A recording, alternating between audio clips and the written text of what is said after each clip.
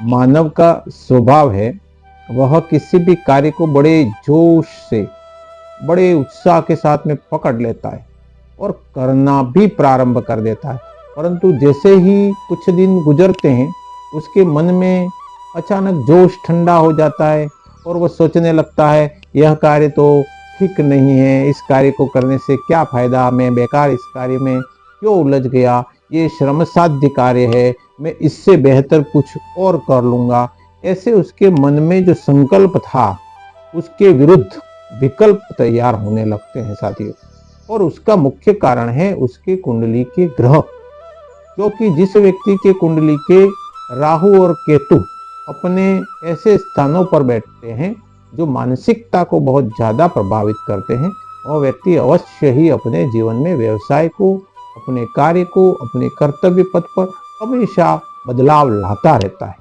तो साथियों, जब तक जीवन में निश्चितता न हो, निश्चिंतता न हो और निरंतरता न हो, तो व्यक्ति ऐसे बदलाव ला के अपने कार्य में सफल नहीं होता है और वह असफलता को प्राप्त करता है।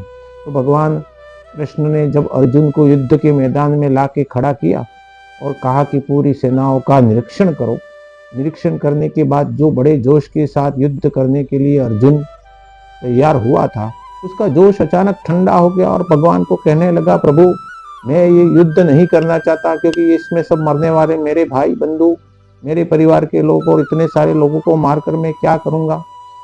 यानी कि ऐसे बातें करने लग गया जैसे कुछ हुआ ही नहीं, जबकि यह वही अर्जुन युद्ध के लिए बहुत उतावलापन कर रहा था।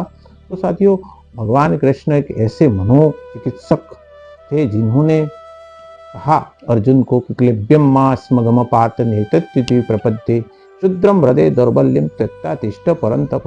हे अर्जुन, तुम नपुंसकता को प्राप्त हो रहे हो, ऐसी बातें करने लगते हो, यह तुम्हारे विचार शुद्ध रहे, ऐसे विचारों को लाना कायरता कहलाता है। तुम जिस कर्तव्य पथ के लिए आगे बढ़ने के लिए इस कार्य क्षेत्र में लगे हो और अब आप ऐसी बातें कर रहे हो जो शोभा नहीं देती।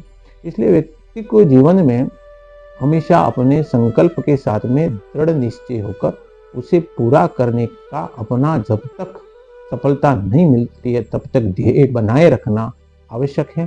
संकल्प में अगर विकल्प हम पैदा करेंगे तो हमारे जीवन में एक आदत बन जाएगी और मन हमेशा इस दौर्बल्यता को प्राप्त होगा। इसलिए मित्रों, इस दौर्बल्यता को त्याग कर हमें एक निष्ठ अपने कार्य में पुरुषार्थ के साथ लगना होगा, चाहे सफलता मिले या नहीं मिले।